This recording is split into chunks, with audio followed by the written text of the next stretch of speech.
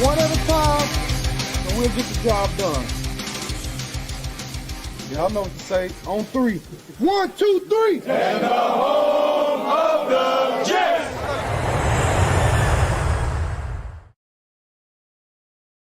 What is going on, everybody? Tyson Roush, Let's Talk Jets, with a guy that I've been dying to talk to. Antwan Staley, New York Daily News, who is an excellent follow on X Twitter. Very informative, just comprehensive reports. Antwan, thank you so much for making some time, man. I appreciate it. Well, it's good to be with you. Dude, you know what's really cool is like you drop like all these draft nuggets where a lot of times like beat writers, they kind of give you like the surface stuff, but they don't go into detail. You drop like prospect knowledge on us.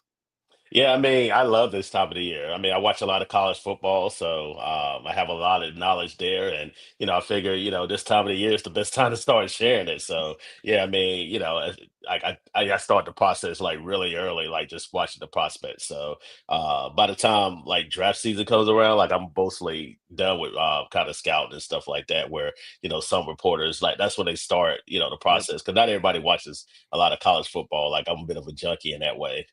Which is great, especially with the Jets, who, they always try to win the offseason. You know how Jet fans are, man. So Yeah, what has it been like dealing with Jet fans, man? Because we're a crazy bunch. We're a very passionate bunch, outspoken at times. How's it been for you?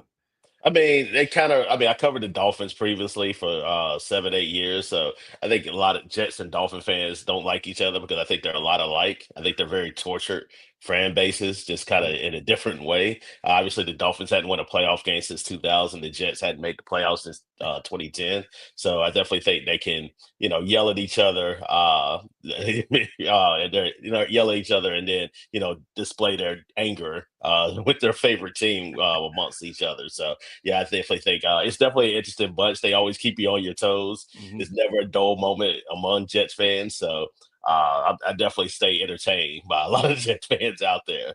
So what has it been like going from covering Aaron Rodgers and the Jets to now, Aaron Glenn and Justin Fields and the Jets? Do you see like a much different approach by the organization where it's a lot quieter? Have you seen any differences early on? I mean, yeah, it's still early. Like we just spoke to Justin Fields today, but yeah, I definitely think it seems like a more quieter type of vibe there. Aaron Glenn doesn't necessarily. We talked to him at the owners meeting. He basically said he wants to kind of move in silence, and it's kind of reflected at this off season. They've been very quiet there, and not a lot going on. I definitely think that's probably one of the major reasons they decided to move on from Aaron Rodgers, and because fairly or unfairly with Aaron, he comes with a lot of noise and a lot of baggage, and it's something that I think Aaron Glenn didn't necessarily and Darren Muji, I think for that part, didn't necessarily want to deal with, especially after looking at and exploring what happened the last couple of years there. But yeah, you definitely get a sense that they want the football to do the talking out there on the field, as opposed to just some of the extracurricular soap opera things that kind of been going around the last few years. Now, during the hiring process, a lot of Jet fans wanted that experience, like a former head coach, like Mike Vrabel, whoever else. End up getting Aaron Glenn, a former Jet, which a lot of fans like. The other half were like, you know what? We don't want this, same old first-time GM, first-time head coach.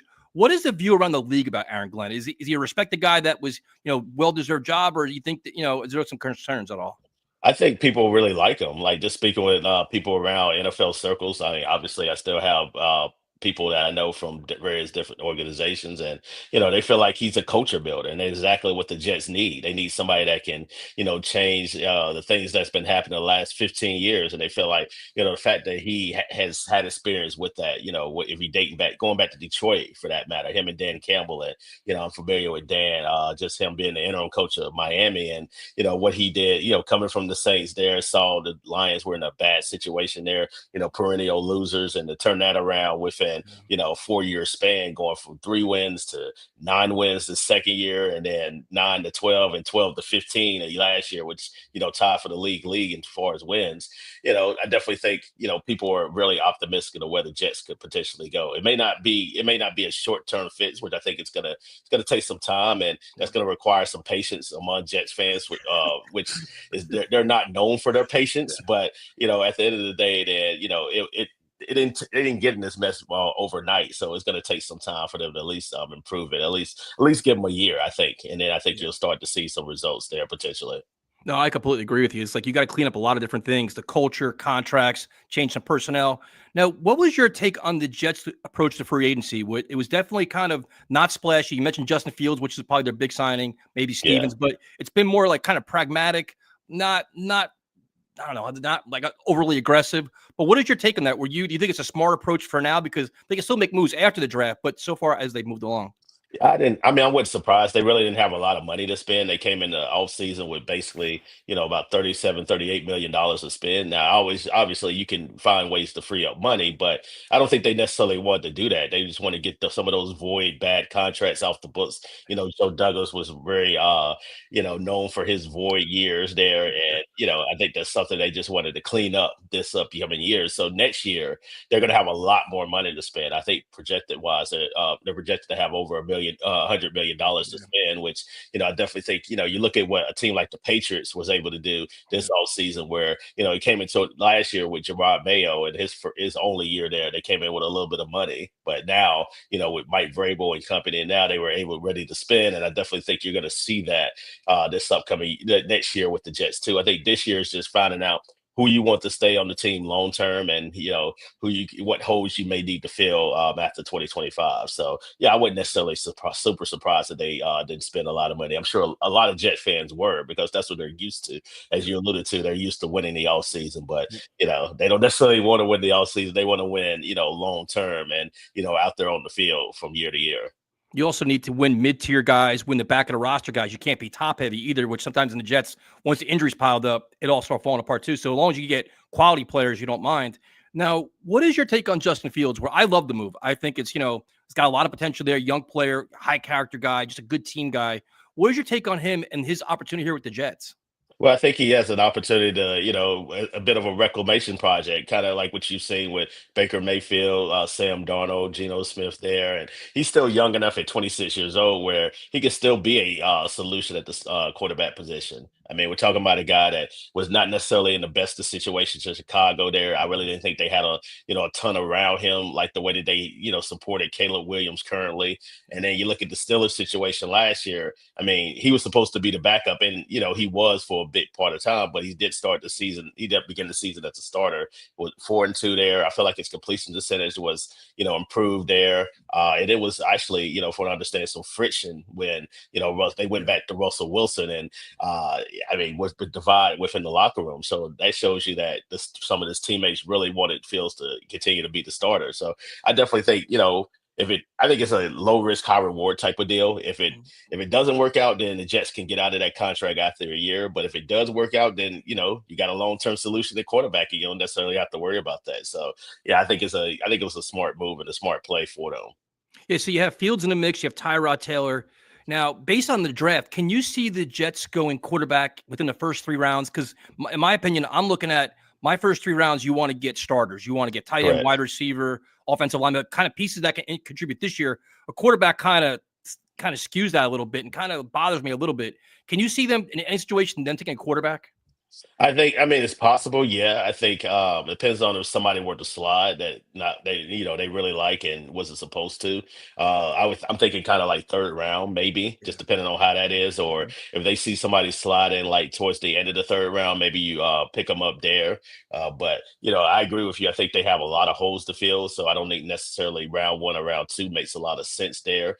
But definitely later on in the third round, and definitely day three for sure. I think they could take a flyer on the quarterback, whether it be a guy like a Will Howler. I know some people have mentioned Dylan Gabriel from Oregon. Yeah. Players like that too. Depending on what you think about Kyle McCoy and where he might fall, I think kind of third, fourth round range for him too. So yeah, I think those guys could be in the midst for potential getting drafted by the Jets later on. Yeah, and I was hoping like the way the Jets could potentially open up their offense with Tyrod Taylor, Justin Fields, like a Jalen Milroe would make a lot of sense. But now it seems Yeah. like he could be going. Can you see him going in the first 2 rounds? Like it seems like he's invited to the draft. He accepted it, which is like, all right, there's got to be a feel for him. Can you see him going high in this draft?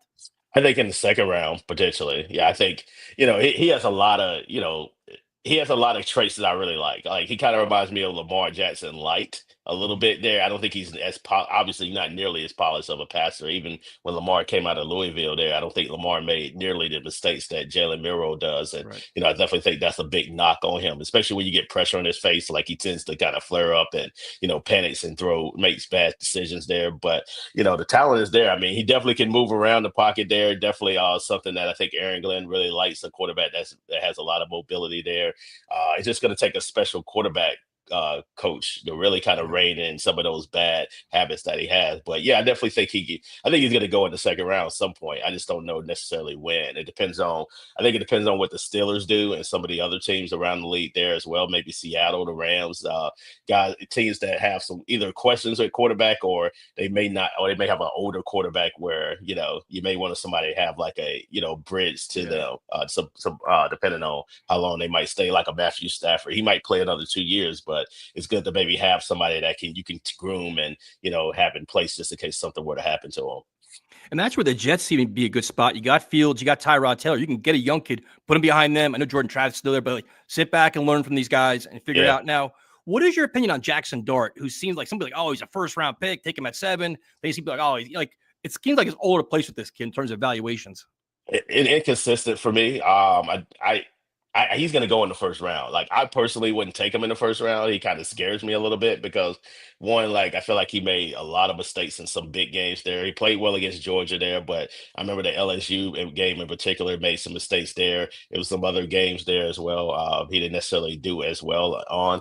And also, like he didn't run a pro style offense in college. Like Lane Kiffin's offense at Ole Miss isn't necessarily pro style friendly. It requires a quarterback to kind of think a little bit more than I think they have to there, and he kind of very slow to process information. And, again, is that something you can potentially work on? Yeah, you can. But again, like it's going to take somebody that's a really good quarterback coach and a really good organization to kind of get those bad traits out of him. But, he can throw the ball really well. He's really athletic there. And somebody's going to take a flyer on him. It's just a matter of who that is. I definitely think, depending on what happened with this Aaron Rodgers situation in Pittsburgh, and even if he does sign there ultimately, it wouldn't be the worst idea to have a guy like that in Jackson Dart, like especially because I think Aaron may play one more year, and Yeah. then you can have somebody in place just in case he were to retire after the 25 season. Now, the weird candidate, not weird, but it's the controversy around Shador Sanders. Some people say he's going number 2. Some say he's going to fall to the Saints. Like, what do you see? Is there a world where Shador's there at 7 and the Jets got to make a choice? It could be like, hey, trade back and try to get somebody to come up, or they take him. Could that actually happen, do you think, or no? I think it's a very good possibility that could happen. I mean, it seems like the Giants are not going to take him at 3. It seems like it's more and more momentum that's headed towards either Travis Hunter or Abdul Carter. And if that's the case, then New England's not going to take him. Nope. Jacksonville's not going to take him. I don't think the Raiders are going to take him either because I think they're, even though you can get out of Geno's contract after the 25 season, you can. If he does bad enough, then you could just be in the market for a quarterback next year in a much better quarterback class. So I think getting a guy like Genty, to have some support for Geno would make a lot of sense too. So I think there's a good chance he could slide to 7. And then in that case, yeah, if you're the Jets, like if you get a phone call, to drop back, maybe with the Saints, like I think they picked 9th, Yep. then, I think that might be a good play for him because at least then you still might be able to get the offensive lineman that I think they really, really want, maybe in Mimbu or Campbell, depending on which one is on the board. And you get extra picks too, and a team that really needs all the help that they can get, especially with the holes that they have. Yeah, absolutely. And you're talking about Justin Fields and building around him. The Jets, at 7, everybody's saying Tyler Warren, Membu, Ted McMillan. Where do you stand with that? Because I'll be honest with you, right now, I'm kind of Membu where I want to solidify the offensive line. You have 2 young tackles that hopefully are great athletes that can grow together, and you can kind of foster your line going forward as like your anchor of your team. Where do you stand with that? Or can you make a case for Tyler Warren over him? I mean, you can make the case there, but I would go back to what, Dan Campbell and Glenn did their first year in Detroit too. They were very similar situation where, you had pass catchers, you had skill position players that they could potentially take, and then they decided to go with Penny Sewell at number 7, exactly what the Jets are drafting, and that's worked out very, very well there. So, and I think they want to solidify. They came in wanting to solidify the trenches, and I think looking at what the Eagles have done at the past few years, whether you talk about the defensive line or offensive line, I think it's the smart play to play, especially considering I don't think the Jets' offensive line was bad at all last year. I thought it was like a average to above average offensive line too, especially when you had Ola Fashanu stepped in the lineup too, and I thought he did a really serviceable job there. And I also think taking a guy like Minbu, was satisfied, or Campbell, depending on which one is there. You have to look at it like this: like AVT, he's going to be a free agent after after the next season. Also, John Simpson is too as well. So I think it's important to solidify that offensive line while you can, and then just worry about the skill position players later on. And it's also a great quarterback. I mean, tight end draft as well. Like you can get a guy like a Mason Taylor. You can get like a Royal from Miami. You can get a guy like Terrence Ferguson from Oregon later on in the draft, and I still think you'll be fine at that position. No, I completely agree. And I like Colson Loveland as well, but I'm sure he'd probably be Yeah. maybe a first round guy. Now, Oh in yeah. terms Some people think he's tight end 1 too. you can make an argument for him. Now, the thing with Membu is, can you see him going before 7?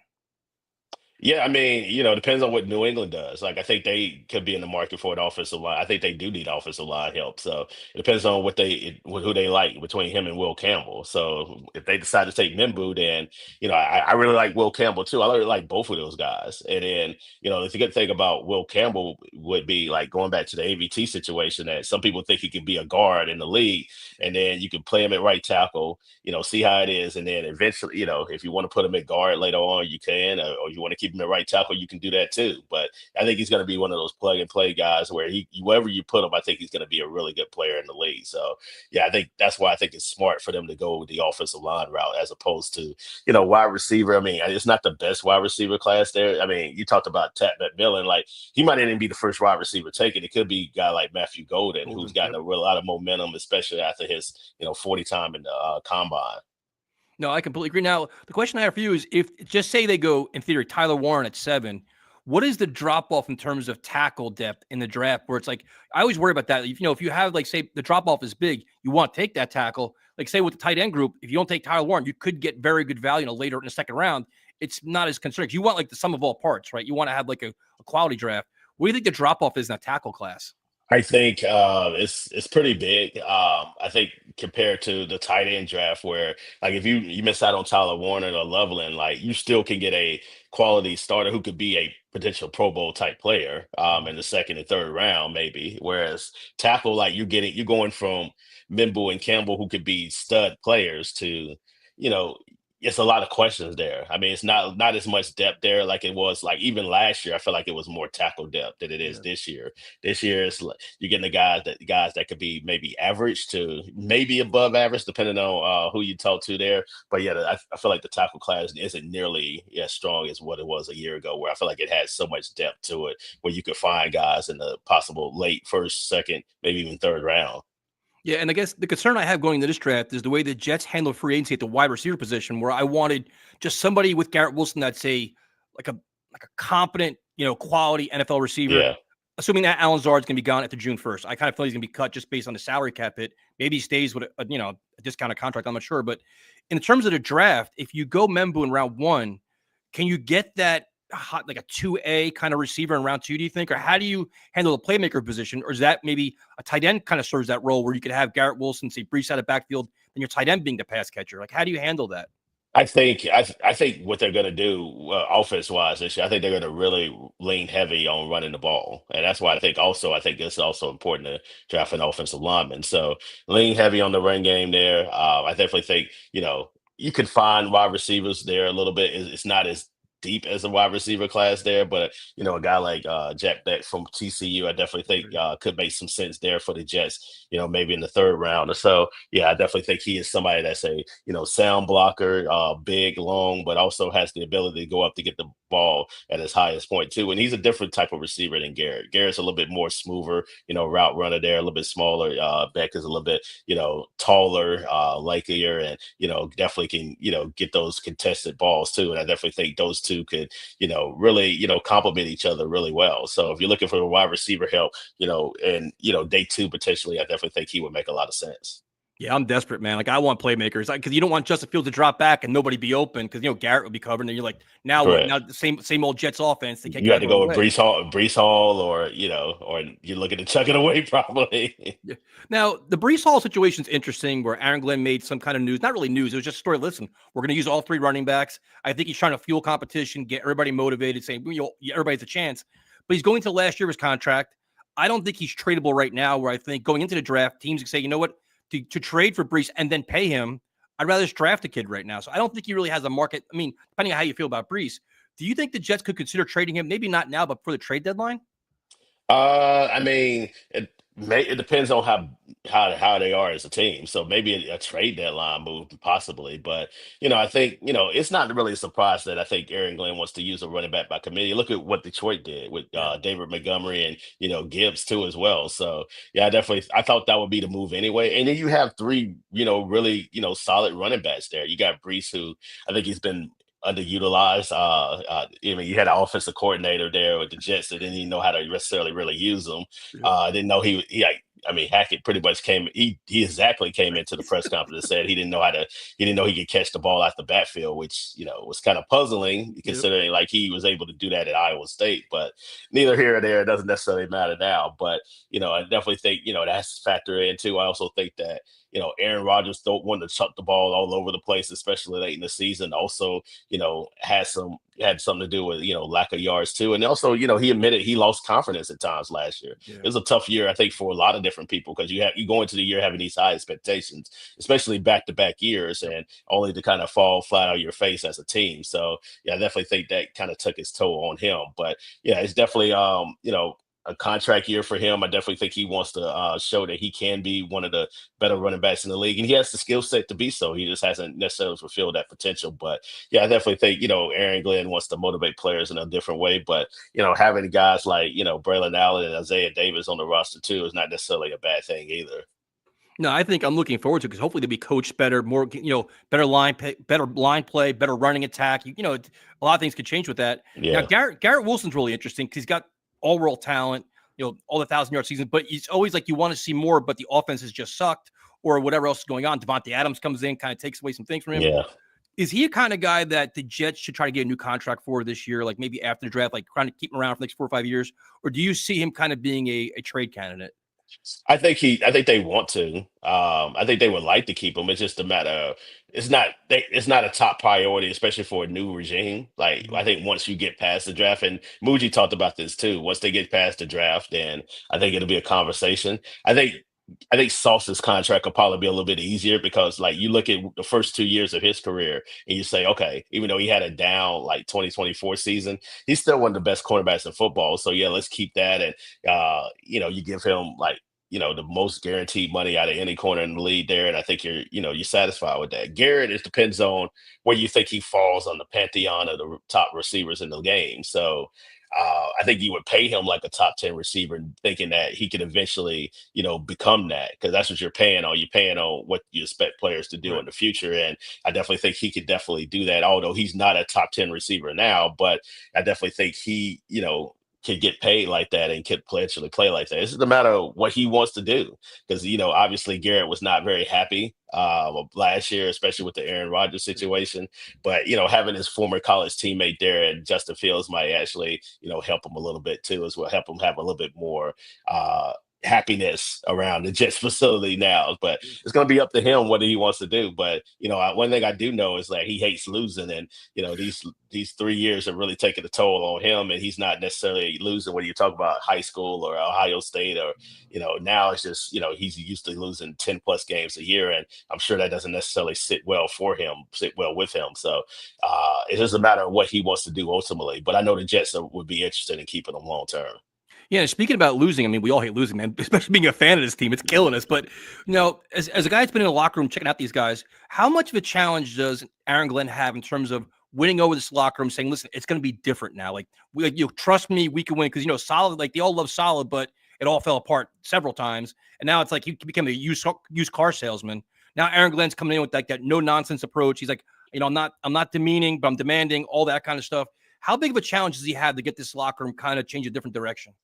I don't think it's a big challenge. I mean, you had a lot of turnover free agency anyway, so I think the guys that are buying in, they're there, or the guys that did not buy in or was very skeptical, they're probably not there in the building anymore. Although I know, there's been a lot of talk what Quentin Williams had to say about his feelings about Aaron Rodgers and getting released and everything like that, and Aaron Glenn talked about how they had to have a chat and everything like that, but yeah, I think the players that are there, just speaking with a few of the players that I have, like they really have bought in, and they're definitely excited about the Aaron Glenn era. Like I know Jermaine Johnson and Quincy talked about that at the Super Bowl, how they were excited about getting them, and all the potential that he has there to trying to change the culture of the team. And I definitely think players, most of the players I've spoken to anyway, are very excited about that. So I can't speak for all of them because like it's so much turnover in the locker room, but the ones I have spoke with, like they're definitely excited to have Glenn on board.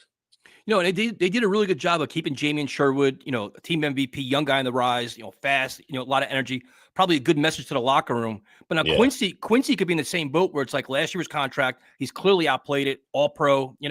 How did the Jets handle that? Do they find a way to keep him, maybe give him another year or two, or say play it out? Could you see maybe holding out for a new contract? Like, how do you think that's going to work out? I can see that. I mean, they will have some new money after June 1st because of Aaron Rodgers' contract. Like he was a June 1st designation too. Also, in addition, CJ Mosley too. Although I think they're gaining like $4 million, but it's something. But yeah, I definitely think if they're going to talk about any kind of contract extension, it's definitely going to be after June 1st. So it could be the summer, it could be before training camp there, potentially. But yeah, I mean, if you're a guy like Quincy, I definitely think you're probably looking at that. I think he has to outperform that contract really after a year. Sure. Last year, didn't necessarily have the year that he did in 23, but still, like I still think he had a really productive season. So yeah, if you're looking at him, especially considering his age, he's getting up there, getting close to 30. I'm sure he understands the business of the NFL and knows that this could be this big, last big contract that he does get in the league. So yeah, I definitely think, hold out. It wouldn't totally surprise me, but it wouldn't surprise me if he were to, play on the last year of his deal either. Yeah, it's going to be interesting, especially when Aaron Glenn says we want to keep our players, we want to keep young players. You said all that. Now you got to show it because you have 3 or 4 guys here that are all kind of in that mix where they've shown you what they can do and they want to stay, and they deserve to get paid more. So it's really, really fascinating. Now, in terms of the draft, what are the expectations in the draft? Like, what do you want to see the Jets walk away with in terms of contributors? Like, what position do you think they need most? Uh, they need more. I mean, I think like obviously right tackle and tight end probably come to mind more than anything. So right, both of those positions, I definitely could see, defensive tackle too as well. I know they've signed some players there, but definitely, not anybody I think that's going to be long term there. Maybe like the guys that are placeholders. So yeah, defensive tackle. Add some players in the secondary. I know they, signed Andre Cisco. They also, got back, Tony Adams, as far as the restricted free agent there. But I feel like yes, adding a safety possibly could be, in the cards too at some point as well. So yeah, those would be my positions too as well. And in addition to that, wide receiver definitely could use some wide receiver help too as well. If you can get it, because yeah, you basically your wide receivers are Garrett, Alan Lazar, Malachi Corley, yeah, exactly, Xavier Gibson. So yeah, it's not looking Josh Reynolds too, who they really signed to as well. So it's not necessarily the best wide receiver room. Now, can you see a world where the Jets take a defensive player in round 1? Yeah, I mean, if a guy like Mason Graham would have slipped, yeah, maybe. Like, I definitely think you could see that, but I don't. I don't necessarily see that happening, but you never know. Like I didn't see Michael Penix being drafted 8th overall by the Falcons. Yeah. So as you know, the draft could be really unpredictable. So I mean, it wouldn't, I'm sure it wouldn't make a lot of people happy. Yeah, just like it probably wouldn't make a lot of people happy if they were to take an offensive lineman because it's very hard to please Jet fans. But yeah, I could see it potentially. But I definitely think for me. I think it's either going to be tight end or right tackle that they draft, probably at 7. Now, in terms of their approach in the draft, like we have no idea what Darren Muji's going to do. It's his first draft. We have no idea. But do you think the Jets are in a position where they can be a little bit aggressive and take some risk, or they have to go with the cleaner prospects? Like if you have a win now team, you can maybe be a little more aggressive and take some chances. Do you think the Jets can do that because it's only their first year, or they have to take like a cleaner prospect because they have to get contributors year one? Yeah, I think you can take risks too. I mean, I think sometimes like, some teams may overthink it there, but I also think you can, take the best available player on the board too. And then, worry about, how the fit may come later on or, who you might need to trade there. Cause I feel like if you really like a guy and you feel like he could be a big time contributor or like be a star of your team, then just take him. And then, like I say, if you already got somebody in place there that you maybe don't like or don't love, then maybe you do trade them there. But yeah, I definitely think in a draft like this is the time to take chances. Really, your first year because it's still a honeymoon period, It's to be true. honest with you. So yeah, I think it's the time to do it as opposed to later on where you have a lot of pressure and you have to make sure you hit on like 3 or 4 your picks there. But my expectation is like at any draft, like you come out of there with 3 starters at least, and then after that, then if you get more than 3 starters, then that's great. But I definitely think you have to come out with 3 starters in every single draft.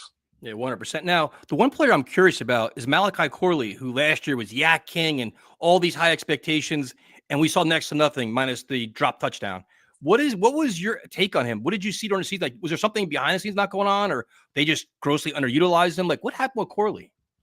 For what I understand, like it was some maturity issues. Like I won't get into nothing like directly like what I heard, but because I can't, I've heard from different people, but yeah, it was kind of some maturity issues that he had, and I also think that he came into like the Jets thinking like you come from a place like Western Kentucky, like you are the guy, and then you come to the Jets, and then all of a sudden like you're just a player, in a cog of a machine, really, because everybody's good. Like that's why you're in NFL. Like all these people, like probably the best player, or at least one of the best players on their college team. So I definitely think he got a reality check a little bit, and now to the point where he can start to work a little bit differently too. And also, he was overdrafted. Like let's just call it what it is. Like Yeah. he probably shouldn't have been drafted as high too, especially a guy that was very limited in his route tree there. Kind of did very similar things at Western Kentucky there too as well. They really asked him to do a lot of different things, but some of that didn't necessarily translate to the league. So yeah, Joe Douglas really liked him, but at the end of the day, then yeah, I just think if you're going to be drafted that high, especially to trade up for a guy, you better make sure you come in and produce at least right away, and that's something he definitely did not do. No, not at all. That was completely disappointing. Now, are there any young guys on the roster currently that could surprise us this year? Like guys you saw last year that are kind of just getting their feet wet that can maybe emerge this year that we're not aware of? I mean, he might. I mean, he might be. I don't know if he'd be surprised, but obviously, he'll be a guy that I think is going to get a little bit more usage there. A guy like Jeremy Ruckert. I know Darren Mucci that mentioned him at the owners Yeah. meeting. Basically, like they like him and they definitely want to see what he can do there. Depending on what they do exactly at the tight end position there, he'll get an opportunity. To kind of see what he can do there. I think a lot of people thought he would. Be better than what he has shown at least early on. But now like I say, this is his opportunity to show that he can be that I want every down tight end or at least be a part of like a 12 personnel package where he can be relied upon, especially depending on what happens with the receiver core and the weapons that they have too. Like he's definitely got to be relied upon. So I definitely think a guy maybe like a Jeremy Ruckert, and also we talked about Braylon Allen and Isaiah Davis too. I definitely think those guys are gonna get a lot more burn than what they did last year. Not that they didn't last year, but I feel like this year with them relying more on the running game and having a guy like Justin Fields there, I definitely think they could have a much bigger role. Okay, Antoine, we're about 2 weeks away from the draft. Do you want to give me your predictions for the first two picks for the Jets, first, second round? See how close you are? I mean, I think if I had to do like I've been saying Mimbu, so from Missouri, so yeah, I'll stick with that. In terms of second round, if I had to pick, I probably would go with Mason Taylor because I feel like they definitely Okay. need a tight end, and I definitely think he's a guy that I think a lot of people thought would be around in round three, but it Yeah. seems like he's getting a little bit more momentum where he probably will be taken sometime in the second round. So yeah, I'll go with a tight end and tackle something that solidifies both knees. So now during the whole draft, how much sleep do you get? Do you get any sleep at all, or do you constantly doing coverage and researching and trying to get dirt? I mean, I'm already pretty much done with the research part, really. So it's just really all I basically have to do is just, I'll be at the facility that Thursday, Friday, Saturday, and then just working from there. But yeah, I have a list of like notes that I have on just about all the prospects. So, whenever they do get drafted, I can just pretty much write what's in my notes and then just kind of, paste it into my article. Now, well, first of all, thank you so much for your time. I was looking forward to this. Guy said you're a great follow on X because you give like a lot of insight into the player, which is not just hey, good player. Well, tell me why he's a good player, and you actually do that with like detailed and informative takes, and I love that, man. I have so much respect for that. It's refreshing to be honest with you. Yeah, I mean, I just doing my job. Like that's the way I think I am. But hey, I appreciate it though. But yeah, I definitely yeah, I mean, it's something to be said about a lot of people don't necessarily watch college football. So, you need to know like what makes the player great or what makes them, first round pick or what doesn't make them a first round Yeah. pick. So I always feel like, providing those contexts is always important. No, I definitely appreciate it. So now the next question is: after the draft, will you come on again, man? Give us your thoughts on the players after the draft. Sure, I can definitely do that. Awesome. So again, once again, Antwan Daly, New York Daily News. This is awesome. Make sure you follow. I'll share all the information, on an everything else. Thank you for your time, man. I greatly appreciate it. Oh, thank you. Have a good night. You too.